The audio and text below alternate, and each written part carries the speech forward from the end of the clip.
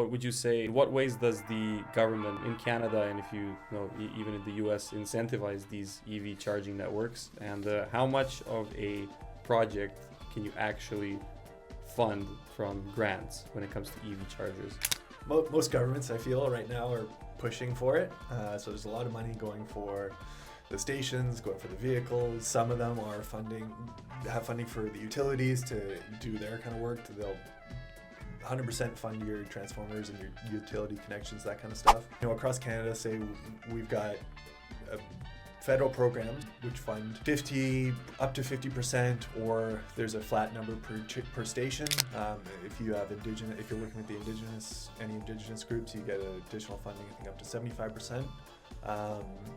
We've got some provincial programs which will also fund 50%, again up to a certain number. If you combine the programs, you can get maybe up to 75%. Generally, the equipment we're installing, though, I'd like to think it's a little future-proofed, so it's a bit higher than what the minimum requirements are for the funding, for a lot of this funding.